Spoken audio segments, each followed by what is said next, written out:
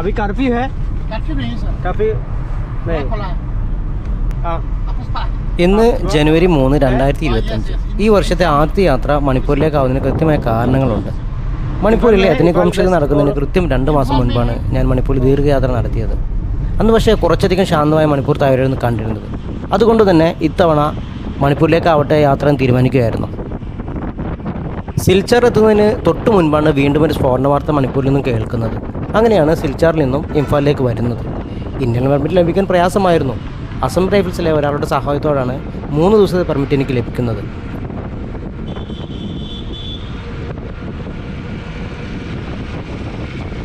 ബോർഡറിൽ ചെക്കിംഗ് ഉണ്ടായിരുന്നുവെങ്കിലും ഇംഫാൽ താഴ്വരയിൽ കാര്യമായ ആർമിയുടെ സാന്നിധ്യം കണ്ടിരുന്നില്ല. മണിപ്പൂരിലെ പ്രധാന ഭാഗങ്ങളിലാണ് ഞാൻ കടന്നു പോകുന്നത്. ഇവിടെയും ശക്തമായ സൈന്യത്തിൻ്റെ സാന്നിധ്യമില്ല. ചുരച്ചന്തു ഭാഗങ്ങളിൽ കർശനമായ ചെക്കിംഗ് ഉണ്ടെന്നാണ് ഡ്രൈവർ പറയുന്നത്.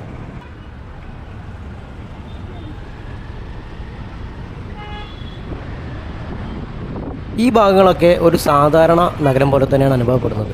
2 വർഷങ്ങൾക്ക് മുമ്പ് തുടങ്ങിയ എത്നിക് വംശഹത്യ ഇന്നും അവസാനിച്ചിട്ടെന്ന് തോന്നുകയില്ല. അല്ലെങ്കിൽ ഏത് നിമിഷവും മറ്റൊരു സംഘർഷത്തിലേക്ക് നീങ്ങുമെന്ന് കരുതാൻ വയ്യ.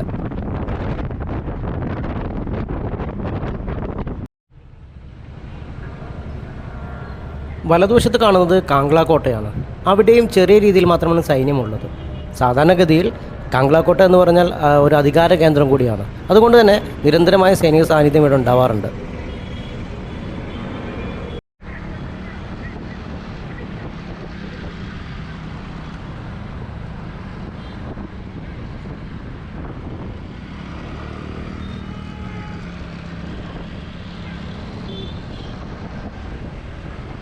ഇംഫാൽ വെസ്റ്റ് ഭാഗങ്ങൾ കൂടെയാണ് യാത്ര ചെയ്തുകൊണ്ടിരിക്കുന്നത്. ചുരചന്ദ്പൂരിൽ തുടങ്ങിയ സംഘർഷം ഒരു വംശീയ കലാപമായി മാറിയപ്പോൾ ഇംഫാൽ വെസ്റ്റിനെയും ബാധിച്ചിരുന്നു. ഈ ഭാഗങ്ങളിലെ കുക്കി ഗ്രാമങ്ങൾ മെയ്തേകൾ ആക്രമിക്കുകയും കൊള്ളയടിക്കുകയും ചെയ്തിരുന്നു. ഒടുവിൽ കുക്കികൾക്ക് ഇവിടെ നിന്നും അഭയാർത്ഥി കേന്ദ്രങ്ങൾക്ക് മാറേണ്ടി വരികയും ചെയ്തു. ഏകദേശം 29-30 പേരാണ് ഒരു ദിവസത്തിൽ കൊല്ലപ്പെട്ടിരുന്നത്. അവരുടെ കുക്കിയാണോ മെയ്ത്തിയാണോ എന്ന് കൃത്യമായിട്ട് അറിയില്ല. വംശഹത്യ തുടങ്ങിയ സമയങ്ങളിൽ അത്രയും പേര് കൊല്ലപ്പെട്ടിട്ടുണ്ട്.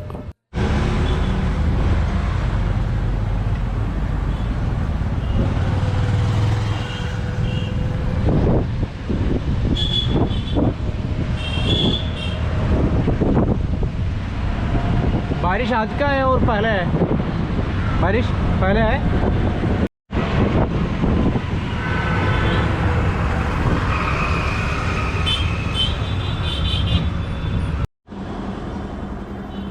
അമ്മമാരുടെ മാർക്കറ്റായ ഇമാഗേതാലിൻ്റെ പരിസരമാണിത്. മുകളിൽ പറക്കുന്നത് മണിപ്പൂരിൻ്റെ പരമ്പരാഗതമായ ഫ്ലാഗാണ്. പങ്കൽ പങ്കൈ എന്നാണ് പറയുക. ആർട്ടിക്കിൾ 371 പ്രകാരം മണിപ്പൂരിന് സ്വന്തമായിട്ട് ഫ്ലാഗ് ഉപയോഗിക്കാം. മുൻപ് മണിപ്പൂരുണ്ടായിരുന്ന 7 രാജവംശങ്ങളെയാണ് ഫ്ലാഗിലെ ഓരോ നിറവും സൂചിപ്പിക്കുന്നത്.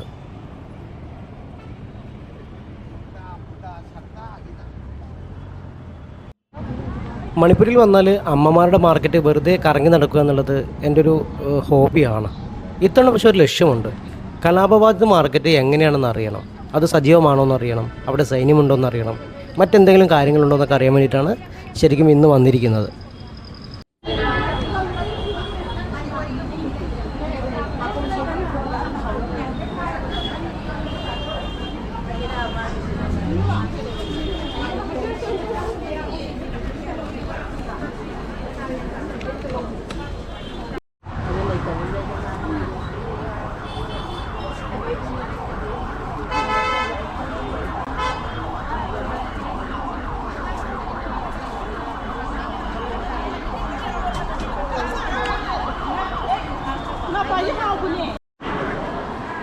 ഇത് കെയ്തൽ ലൈറംബി എന്ന് വിളിക്കുന്ന മെയ്തൈ പുരാണങ്ങളിലെ ദേവിയാണ്. ഈ മാർക്കറ്റിൻ്റെ വിജയത്തിന് ഈ ദേവിയാണ് കാരണമെന്നാണ് സങ്കല്പം.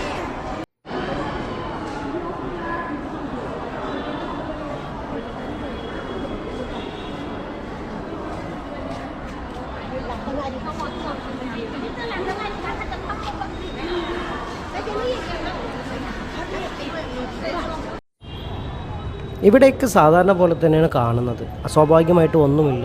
സൈന്യത്തിൻ്റെ ഒരു ജാഗ്രതയൊന്നും കാണുന്നില്ല. എനിക്ക് തോന്നുന്നു കലാപബാധിത മേഖല എന്ന് പറയുന്നത് ശരിക്കും ഇംഫാൽ താഴ്വരയിൽ നിന്ന് മാറിയിട്ടാണെന്ന് തോന്നുന്നു. നേരത്തെ ഡ്രൈവർ പറഞ്ഞ പോലെ ചുരാചന്ദ്പൂർ ഭാഗങ്ങളിലൊക്കെയാണ് ശരിക്കും ആർമിയുടെ സൈന്യമുള്ളതെന്നാണ് പറയുന്നത്. അങ്ങനെയാണെങ്കിൽ കലാപം കൂടുതൽ ഇപ്പോൾ നടന്നുകൊണ്ടിരിക്കുന്നത് അല്ലെങ്കിൽ അത് എഫക്റ്റ് ചെയ്യുന്നത് ആ ഭാഗങ്ങളായിരിക്കണം.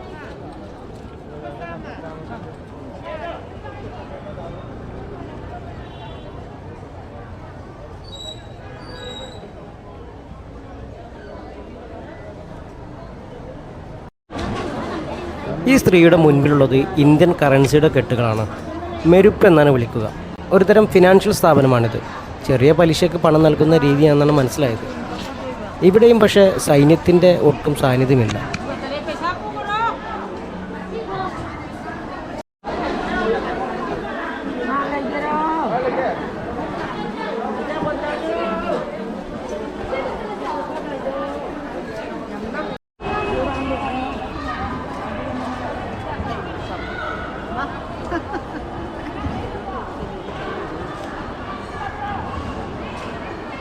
ये कहाँ पे आएगा? असम सिलचर है। दोनों नाम क्या है? हैली। मागी नाम हैली। तो क्या करने के लिए? खाने के लिए? खता खाने के लिए, पूजा के लिए खता। 20 रुपए का 3 पीस। फिर शॉर्ट मनी अच्छा 20 की ने 3 एक तो 10।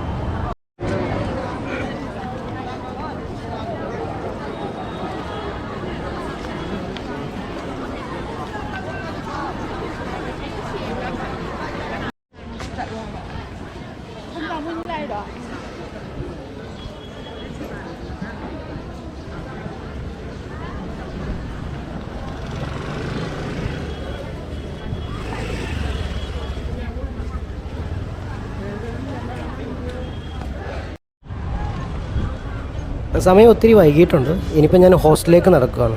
ഇന്നത്തെ രാത്രി ഹോസ്റ്റലിൽ സ്റ്റേ ചെയ്യാനാണ് വിചാരിക്കുന്നത്.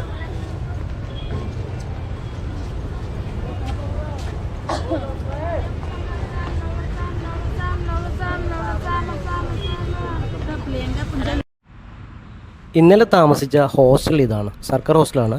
വംശകലാപം തുടങ്ങിയതിൽ പിന്നെ ഗർഭിണികൾക്ക് വേണ്ടിയുള്ള ഒരു BJP റിലീഫ് കേന്ദ്രമാണ് ഹോസ്റ്റൽ പ്രവർത്തിക്കുന്നത്. സ്വാഭാവികമായും മേത്തി സ്ത്രീകൾ മാത്രമാണ് ഇവിടെ ഉണ്ടാകുന്നത്.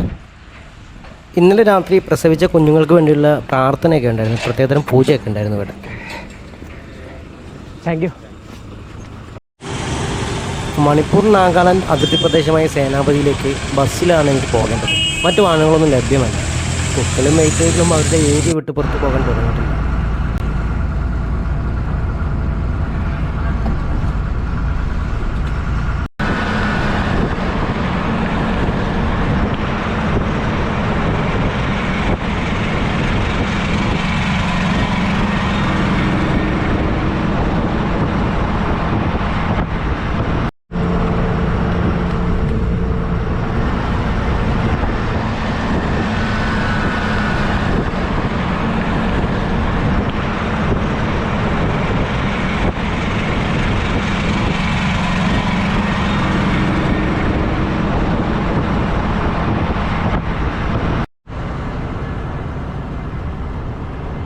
മെയ്തേ തായ്വര കടന്നാൽ പിന്നീട് കുന്നു കയറി ചെല്ലുന്നത് കുക്കി ഗ്രാമങ്ങളിലേക്കാണ്.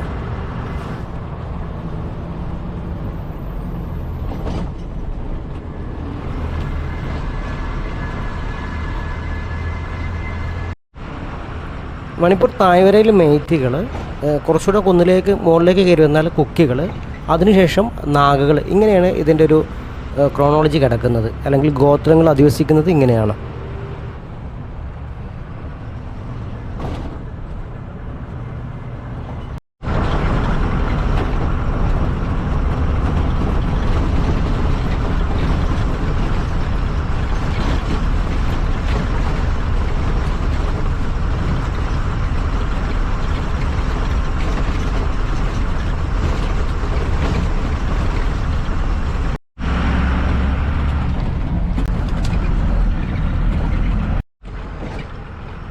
ഇതൊരു കുക്കി ഗ്രാമമാണെന്ന് ബോർഡറിൽ എഴുതി കണ്ടിരുന്നു. ആ വില്ലേജിൻ്റെ പേര് എനിക്ക് വായിക്കാൻ പറ്റുന്നില്ല. പക്ഷേ ഏറ്റവും അടിയിൽ ലോവർ എന്തൊരു വില്ലേജിൻ്റെ പേരും വെച്ചിട്ട് പിന്നീട് താഴെയുള്ളത് കുക്കി വില്ലേജ് എന്ന് എഴുതിയിട്ടുണ്ട്. ഇവിടെയൊക്കെ കടകൾ അടഞ്ഞു കിടക്കണം എന്നാണ് തോന്നുന്നത്. ലൈഫ് ഇങ്ങനെ കൃത്യമായി എത്തി തുടങ്ങിയിട്ടില്ല എന്ന് തോന്നുന്നു. ഇവിടെയൊക്കെ റോഡരികിൽ ഒരു 500 മീറ്റർ അല്ലെങ്കിൽ 700 മീറ്റർ കഴിയുമ്പോഴത്തേക്കും സൈന്യത്തിൻ്റെ ഓരോ സൈനികരെങ്കിലും നിലയുറപ്പിച്ചിട്ടുണ്ട്. ഈ ഗ്രാമത്തിൻ്റെ പേര് മോഡ്ബങ് എന്നാണ്. കുക്കി ഗ്രാമം തന്നെയാണ്. ഈ കലാപം നടക്കുന്ന സമയങ്ങളിൽ ഏറ്റവും കൂടുതൽ വയലൻസും വീടുകൾ കത്തിക്കുന്നതും ആളുകൾ കൊല്ലപ്പെടുന്നതൊക്കെ ഈ ഗ്രാമത്തിലായിരുന്നു.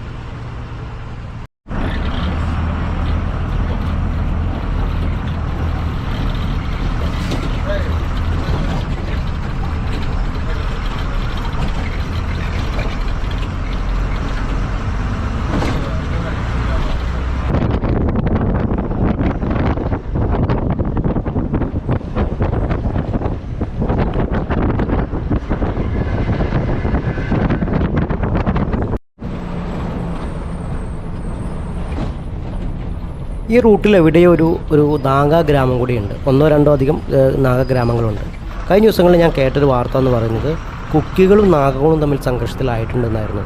ഒരു നാഗ സ്ത്രീയെ ഉപദ്രവിക്കുകയോ മറ്റോ ചെയ്തിട്ടുണ്ടായിരുന്നു. അതിൻ്റെ പേരിൽ 2 ഗ്രാമങ്ങൾ തമ്മിൽ പരസ്പരം സംഘർഷം ഉണ്ടായി എന്നാണ് ഞാൻ മനസ്സിലാക്കുന്നത്. നോർമലി മുമ്പ് വർഷങ്ങൾക്ക് മുമ്പ് 90s നാഗകളും തുക്കിനും തമ്മിൽ സംഘർഷം ഉണ്ടായിരുന്നെങ്കിൽ പിന്നീടത് കഴിഞ്ഞിരുന്നു. ഇപ്പം നാഗകൾ എങ്ങനെയാണ് ഇതിനകത്ത് വന്നതെന്ന് എനിക്കറിയില്ല. ഈ സംഘർഷത്തിലേക്ക് എങ്ങനെയാണ് വന്നതെന്ന് എനിക്കറിയില്ല.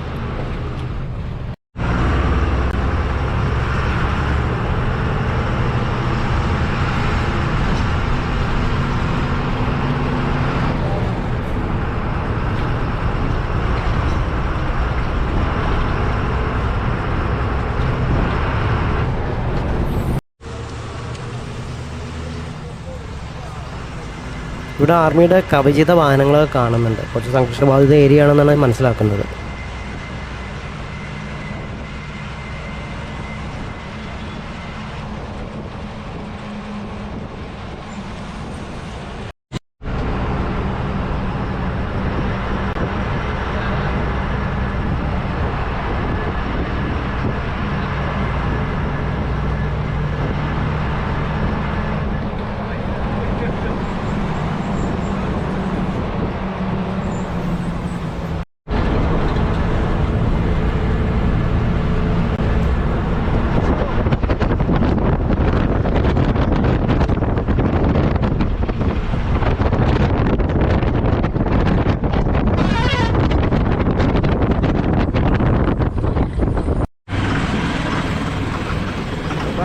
गाड़ी sama go to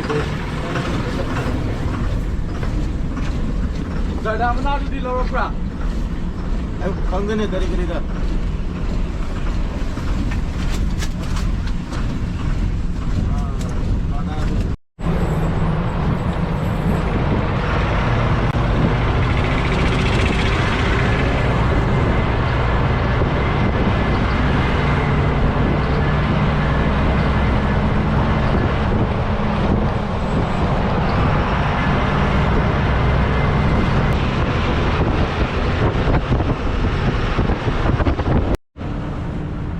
നമ്മളിപ്പോൾ കടന്നു പോകുന്ന ഭാഗങ്ങൾ ഒരുപക്ഷെ നിങ്ങൾ കേട്ടിരിക്കും.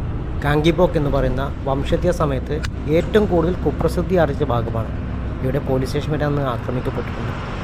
ഏറ്റവും കൂടുതൽ ആക്രമണങ്ങളും ഏറ്റവും കൂടുതൽ കൊലപാതകങ്ങളും റിപ്പോർട്ട് ചെയ്യപ്പെട്ടത് ഈ ഭാഗങ്ങളിലാണ്.